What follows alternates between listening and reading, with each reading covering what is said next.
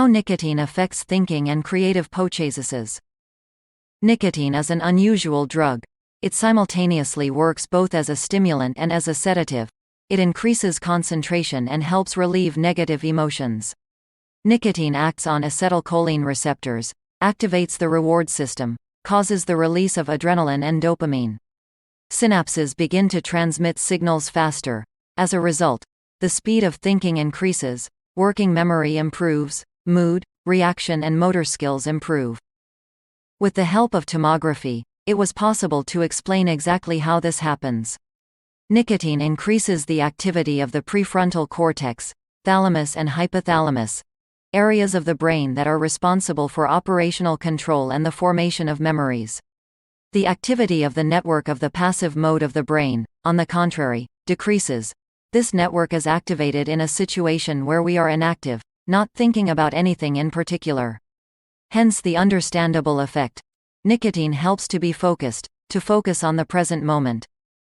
Nicotine affects smokers and non-smokers differently. For example, in smokers, working memory improves after a cigarette, while non-smokers do not. Perhaps the point is the withdrawal syndrome, which occurs in smokers within an hour after the last cigarette. Some evidence indicates that years of smoking impair intelligence, and that people who quit smoking at a young age soon become less anxious and impulsive. Whether there is a causal relationship here is not yet very clear. Nicotine has a strong effect on mood. First it causes stress, and then it helps to relieve it. For participants in psychological experiments, smoking helped to distract from negative stimuli. This is one of the reasons why it is so difficult for us to quit smoking. Without nicotine, we feel stupid and miserable. Not surprisingly, in terms of addictive potential, nicotine is equal to cocaine and only slightly inferior to heroin. There is a growing body of research that points to a link between smoking and an increased risk of dementia and Alzheimer's disease, even in passive smokers. However, nicotine itself is not so harmful to health and the psyche. Now there are studies according to which it can even perform a protective function in Parkinson's disease.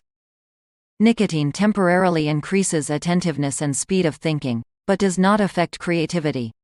In the long term, nicotine is more likely to have a negative effect on performance, although it is not as harmful on its own as other components of tobacco smoke.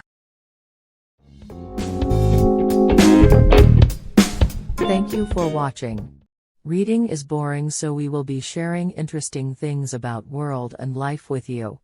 Share, like and subscribe. You know what to do. Leave a comment what you are interested in so we can do an episode about it too.